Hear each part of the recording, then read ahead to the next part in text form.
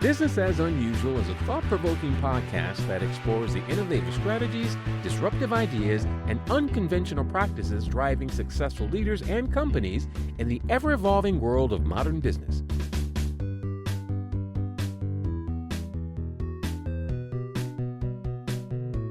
Subscribe, comment, and share for weekly inspiration with our host, Aicila.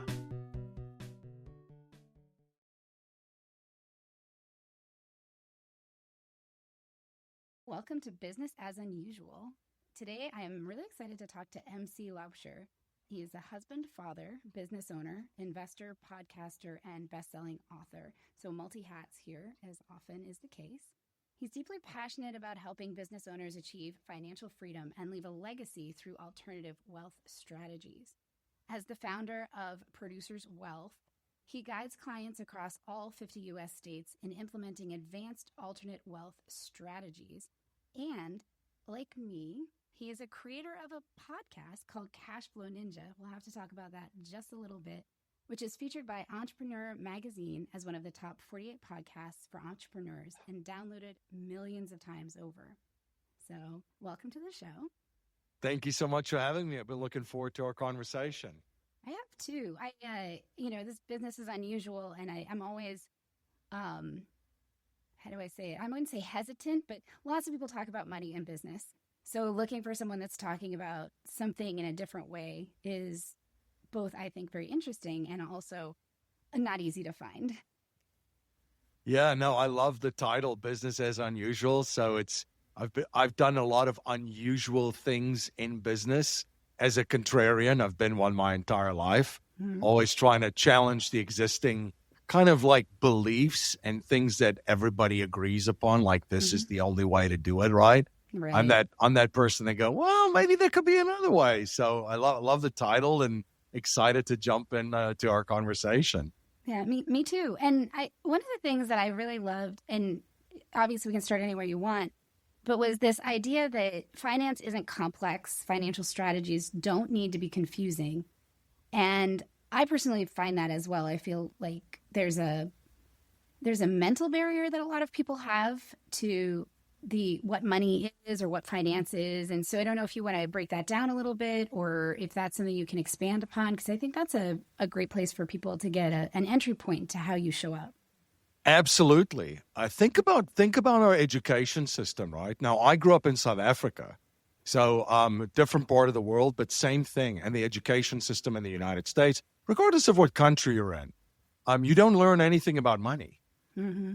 Nothing. As in, like, there's no financial education class. Basically, you'd be I would say privileged just to have learned how to balance a checkbook by the time you graduate high school, or if you don't go into a specific finance direction in college. So there's not a lot of information that's taught to us in the education system in schools.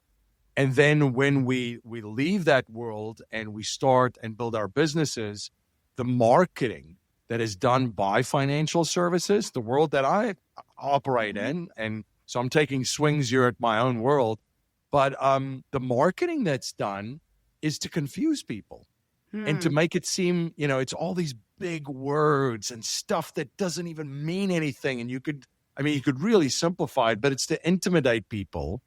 And they speak in, very, very like broad terms and use these big words. But essentially, it's to confuse people, to intimidate them, to eventually guide them to buy their products and say, well, I know more than you do. Just hand me over all of the responsibility of managing your money and being in control of your finances, and we'll all be good. I pushed back on that. I said, no, it's it's actually pretty simple.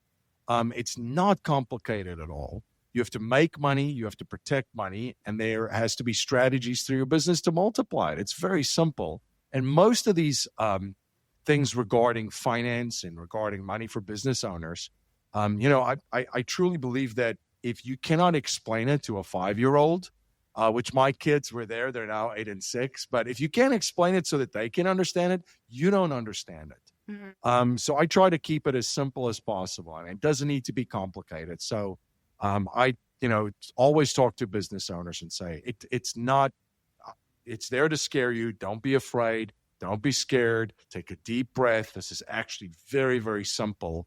And once I share with you how simple it is, they usually go, oh, this is not complicated at all. Mm-hmm.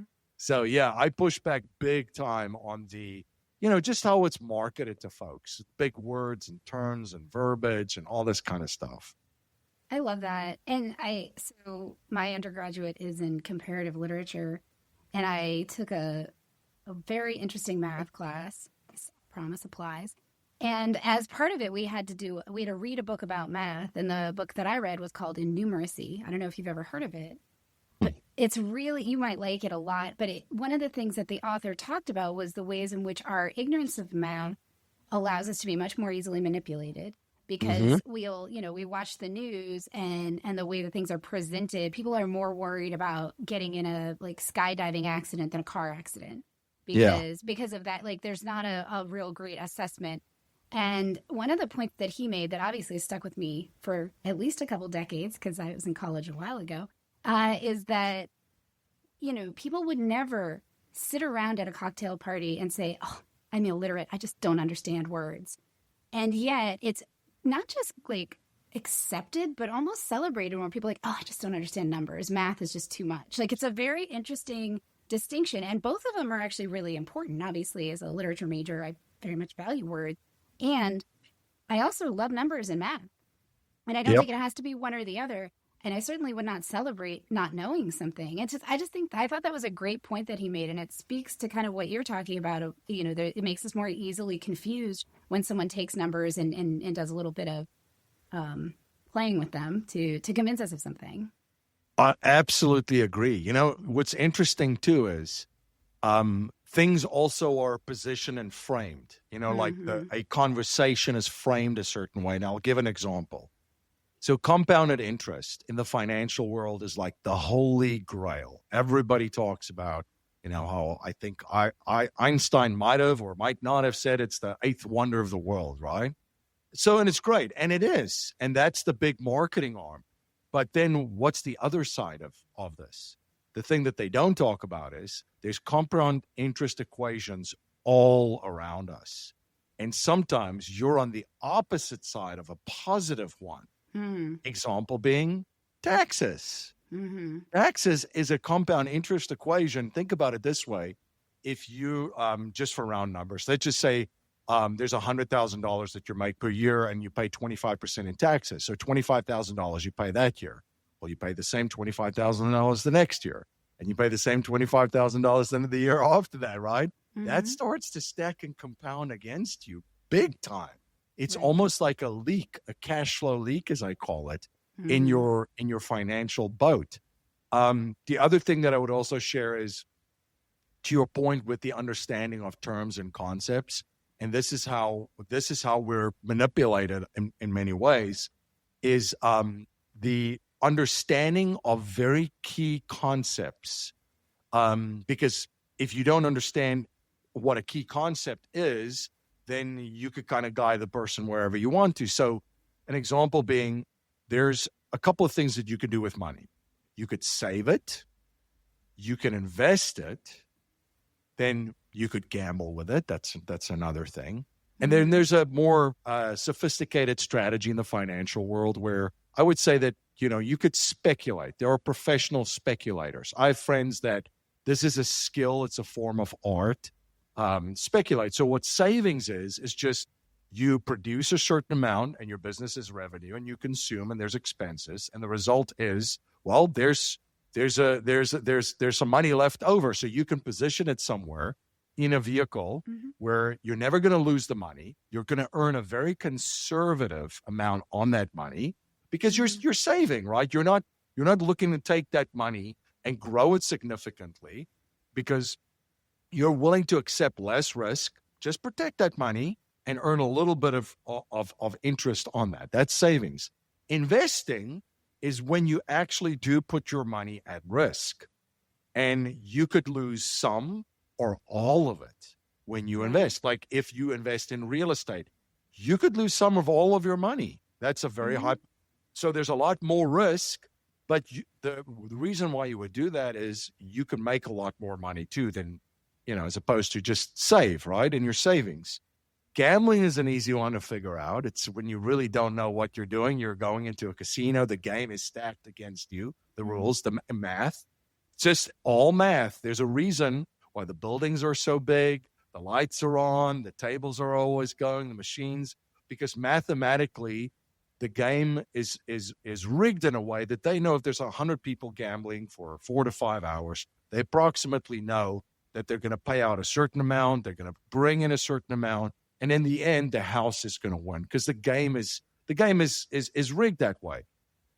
People can even push back and say, well, MC, there's professional gamblers and card counters. And I understand. But at the end of the day, even a card counter, the longer they sit, and this is why, you see these folks that even do well at poker in casinos, when they win big, oh, well, there's a free room for you.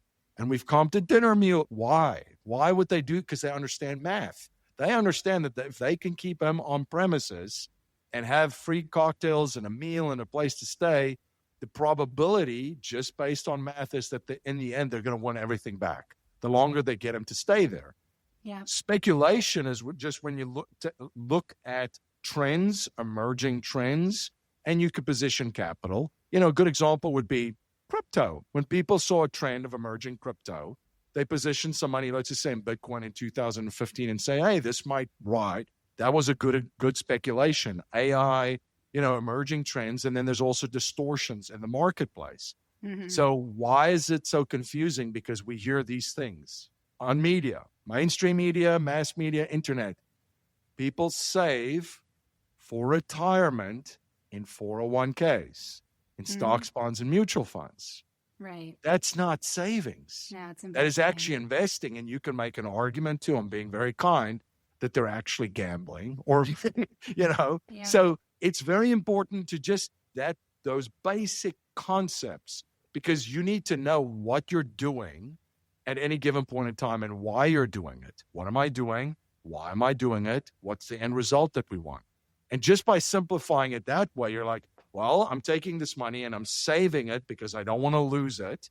I want to have an emergency account, for my family, for my business, or, hey, I'm taking this money. I'm investing this in employees or bringing AI into my business and so forth. So it's just little things like that make such a massive difference. Mm-hmm. No, I think defining terms is really helpful, and it is something that can get skipped. And in any business communication, it's an important place to start, defining terms and defining problems. Yep. So one of the things that I have here is that you're a statement. You said you're a contrarian, so I'm going to put this right out here. 99% of financial advice business owners receive is terrible and will lead to financial ruin. Not just problems, ruin. Do the opposite of what you were told by your financial advisor. So let's unpack that. Yeah, that's quite a bold statement. So let me share with you kind of my thinking. So if you're a business owner and an entrepreneur, you are, number one, you're wired completely differently than anybody else, right? You're willing to bet on yourself, take on some risks, and calculate a risk. You have to start a business. You're bold. And that puts you in a completely different category than the general public. And most of the financial advice is just geared towards the general public. So why is it the advice given to the general public so terrible for business owners? So think about it this way. When you started your business, you went all in. Unless you came from a rich family, and that's fine too, but you went all in. Mm-hmm. You aligned all of your resources behind this vision that you had, right? So all of your money, your time, your energy, everything is in on this. And it's long days, late nights, blood, sweat, tears. At that stage, on a financial statement in the world, finance, you look like a broke person. You have, because you're all in. So you look like a broke person on paper if somebody had to look from the outside in. But you have a dream. And at that stage, you're not going to get any financial advice or CPAs or lawyers. Nobody's really going to talk to you. Mm-hmm. How do I know? I was there several times starting our businesses. I looked like a broke person on paper. And then the first thing that happens is you don't actually go bankrupt, which is the first step. You're like, oh, this is fantastic. I'm not going to lose everything. And, this is great. It's flying, right? The little birdie's out of the nest and it actually flies. And then all of a sudden, the business starts to generate money and starts to make money, and you become profitable. And now the business is growing. And all of a sudden, now you do look like a very attractive candidate on paper. So you have financial advisors, you have lawyers, everybody comes in, CPAs. Now they actually do want to talk to you. Mm-hmm. So they come in and talk to you. And what's the first thing that they tell you to do? They say, Mr. or Mrs. or Miss Business Owner, you've done a great job. Fantastic. Your business is done fantastic. Congratulations. But you need to diversify from your business now into something else. Let's take some money out of the business. Now, again, that advice by itself is not terrible. It's not terrible advice, but the execution of it is extremely terrible. So what's the execution? Well, they say, well, give me some of that money. I'll put it in stocks, bonds, and mutual funds for you.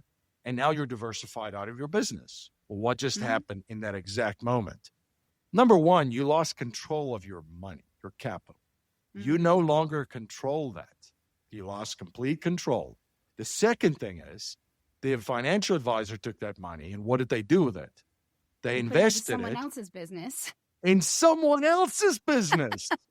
I love Apple. I have Apple equipment and computer and laptops and smartphones, but Tim Cook at Apple doesn't need my money for liquidity to grow Apple. No. They have enough. My own business needs that, right?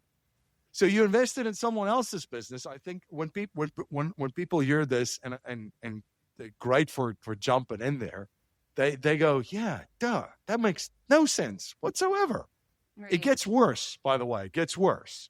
So now you've diversified into someone else's business by growing other people's business. And now the first thing that a business owner, if you run a business, you will relate to this.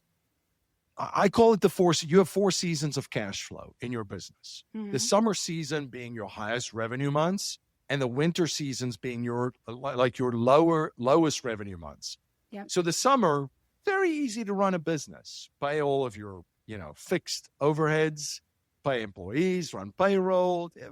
Pretty easy to run a business when there's a lot of money coming. Yes. When there's not a lot of money coming in, not that easy to run a business, right? Mm-hmm. Yeah. So from the summer, you start to slow down. You go into the fall. From the fall, you go to the winter, which is your lowest month. And then that's when you really need capital just to run your business. And the other thing you need too is access to capital in the winter for a new marketing campaign, to hire another employee, like maybe there's another product that you design to get momentum you can get into the spring, get more momentum, and get back to the summer in the next year. Right. So you need money in all 4 of those seasons. But now you've diversified out of your business and you've lost control. You don't have access to that money. So what do you need to do? Borrow. You have to go to the bank. Yeah. You have to go to a bank and say, all right, Mr. or Mrs. or Miss Banker, can you please lend me some money for my, you go begging in a position of weakness, and it's a proctology exam that you're going to have to go through just to get some money from the bank. It's a terrible experience, and the bank profits handsomely from this transaction. So you don't have money to manage cash flow. You don't have money to inject into your company or business to grow it again. And then the other thing too is not only, you've invested in other people's businesses, but really, if you think of where the best place is to put your money, especially, in the first, when you're running up your business, from 500,000 to $1 million to, let's just say, 2 million to 5 million, there's no better place to invest than in your own business at that stage. There's no mutual fund that's going to pay anywhere close to what the returns would be in your business. Think about it like, the marketing, again, 8% per year on a mutual fund. That's average. Your listeners are not into being average. We don't want average health and average relationships and, marriages and partnerships and average business. We're not in the game of average. And your best place to invest is your business. So where I'm contrarian and saying this is terrible advice, if you follow the advice for the general public, it's like, hey, it should diversify, stocks, bonds, and mutual funds. Business owners we operate completely different. Now, there is ways to diversify where you keep control over the capital, you put it in a different vehicle, which we talk about quite a bit, where you can access the money, become a banker to your own business, and then also profit as the banker to your business, and you're diversified. So there are strategies, but the general stuff that business owners hear just from financial advisors and advice targeted for the majority of people, it's terrible, and it could really hurt you in the long run. That makes a lot of sense to me. That sounds, and you're right. I see that a lot with folks that come out from the 9 to 5. I work with folks that transition, and it is a different mentality. I've always kind of worked, and I just say I've always had weird jobs and worked for myself a lot, and it's a different management of your time and your understanding of risk, like you said, and how you perceive freedom and even resources. I think that's another thing is money is important, but I'm always encouraging people to think about resources first, because a lot of times you have the ability to do things, even if you don't have the money to do it. And there are ways to manage that successfully. So this is like I love it. Anyhow, thank you. And what does success look like for you? Either personally in your business or for the people that you work with, whatever speaks most to you, of course. Yeah, of course. That definition has changed quite a bit, right? But I think like just being healthy, health is really true wealth. People always ask me about, wealth and being wealthy. I think your health is, by being in great health too, that makes you a better spouse, better partner, better business owner. You're going to be better in all areas of your life. You're going to think more clearer. You're going to have more energy. So that's a big, big part. And then having soulful, close relationships, with family members and friends, and, having we're, no man or woman is an island, right? As they always said. Right. So it's like you want to have, just soulful, special relationships and grow with people that you love. And then from a business standpoint too, it's delivering on your purpose every single day. The mission of my company is to elevate the financial well-being of business owners and their families. And that's my purpose. And I feel like, success for me is I get to focus on that purpose. All my team members, and they're aligned with that mission. They feel they're just as passionate about helping business owners, because we see the good, the bad, and the ugly, right? And we see everything. So we're very, very, very mission driven and working and delivering in our purpose. I think that's, you could make a mountain of money, and it's not what, delivering on your purpose and along with your mission. So I think that's big, in the success category for me too. And then spiritual connectedness too, and delivering on that, and just as having a spiritual connection. We live in an amazing world, but I think that's what success is at the end. It's changed when you're younger. You start out, you're like, you have these very ambitious, big and bold dreams, which is fantastic.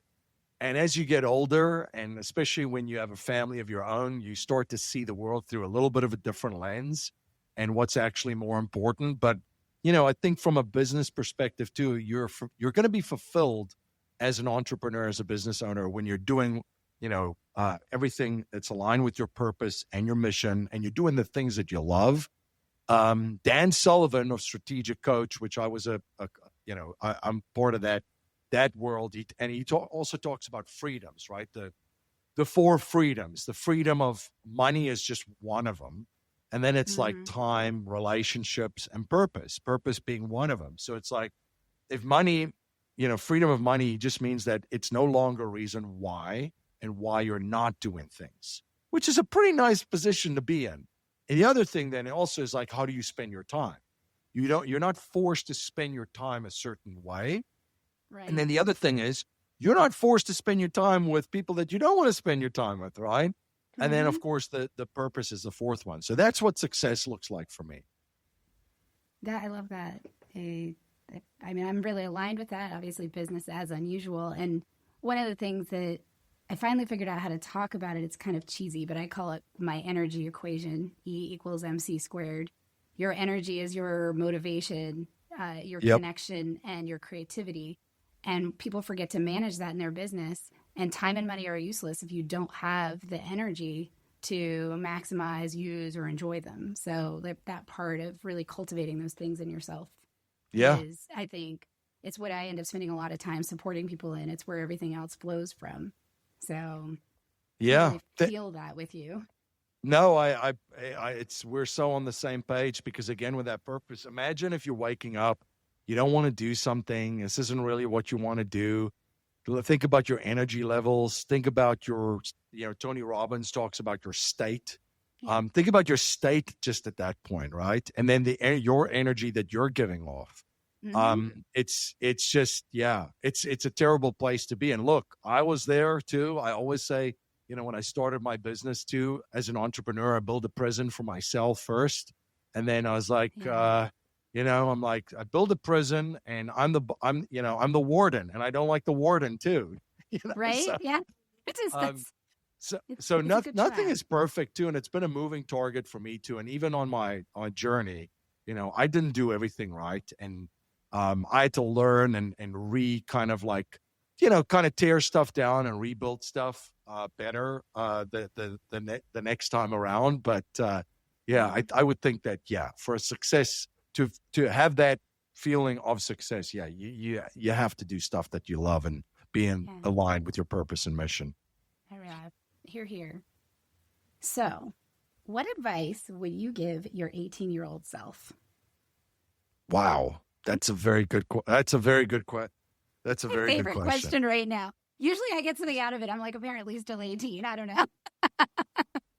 The one thing that I will say that really helped me, even as a young man when I was 18, is my sports background and playing high-level sports and having athletic scholarships and pursuing a career in sports initially up until 2007.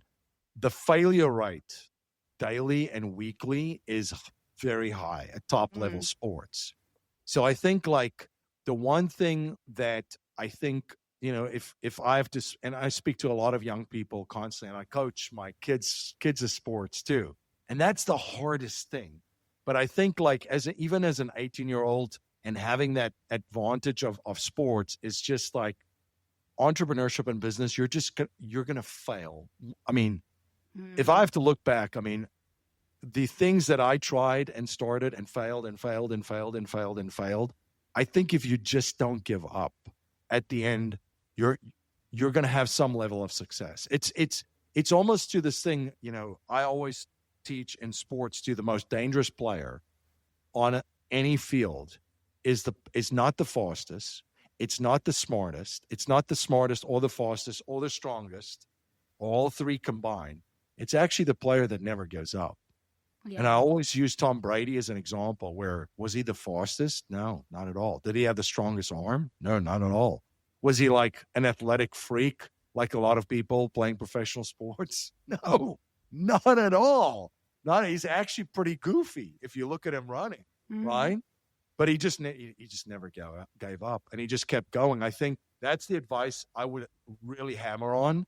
And again, like I said, I had advantage of it as a young man, but still, it's like the self-doubt should I just, I don't know if I could take much of this anymore, the humiliation, when people meet you, they're like, every 6 months you're into something different because this has already failed.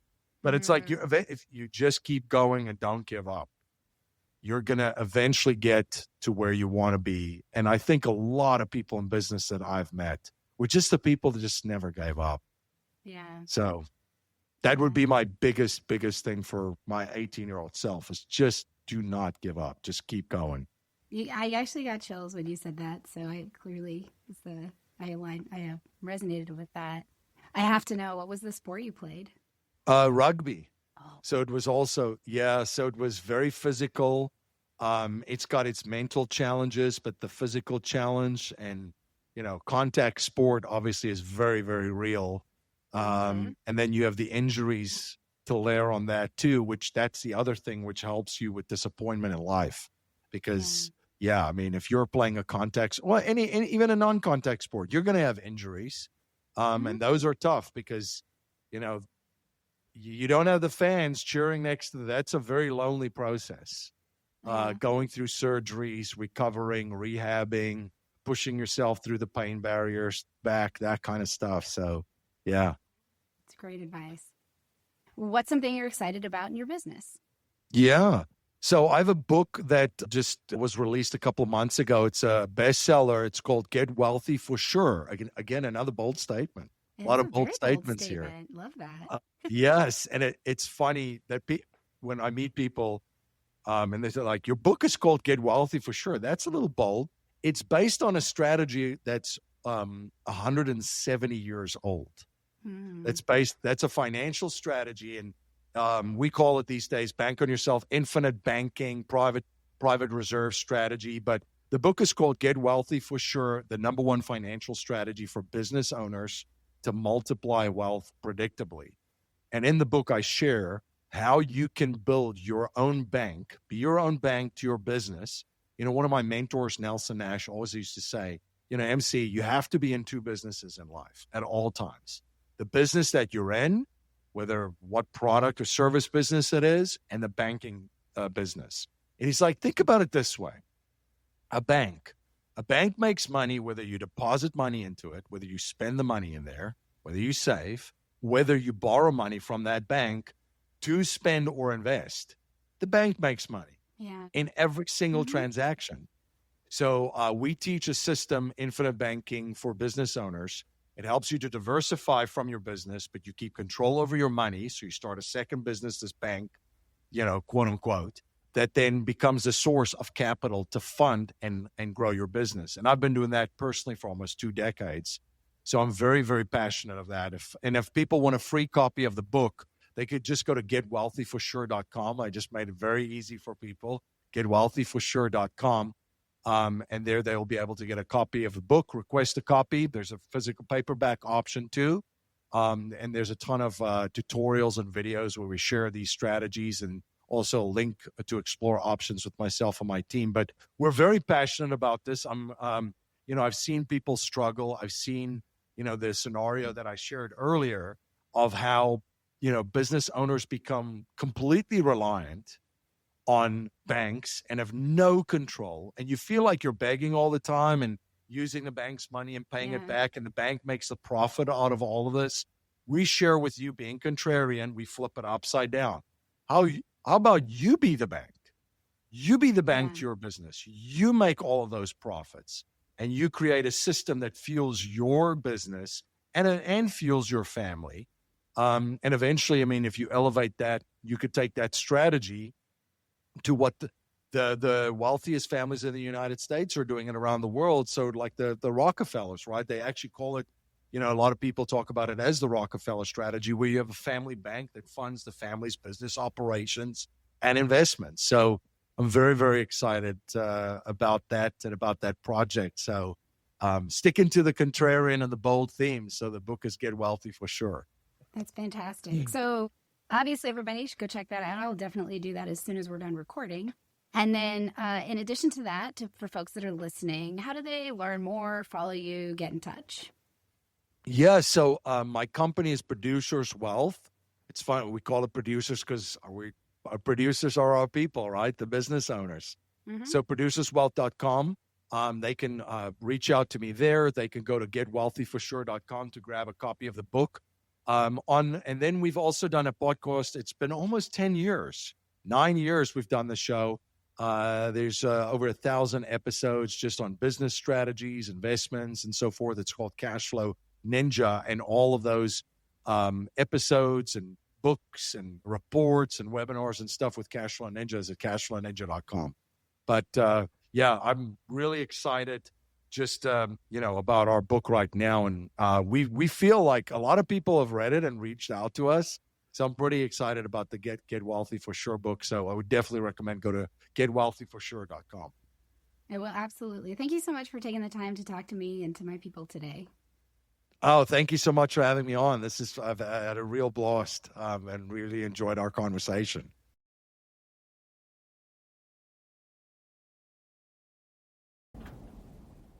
Thanks for joining me in my conversation with unconventional wealth builder MC Laubscher. I really appreciated the way MC broke down why most financial advice for business owners leads to risk, not results, and how he shared some of his contrarian approaches to multiplying wealth. Want to learn more? Grab MC's new book, Get Wealthy for Sure, at getwealthyforsure.com, and check out producerswealth.com for more resources. Next week, join me as I talk to Tim Packer and learn what it takes to walk away from a stable police detective career to build a multi-million-dollar art empire. Tim shares how he shattered the starving artist myth and transformed his career and business. He's looking to transform the lives of other artists as well. Thank you for tuning in to Business as Unusual. Remember, in this ever-evolving world of modern business, it's not about fitting in, it's about standing out. See you next time. Stay curious, stay innovative, and always keep it unusual. I hope you enjoy the show. I love making it. If you did enjoy it, consider hopping over to the review portion of the platform you listen on and letting other people know about it. Or share the episode or the entire show with a friend or subscribe to the show. Definitely reach out, get on my newsletter, follow me on social media, and let me know what you like, what you don't like, and what you'd like to see in the future. Well, we love our guests.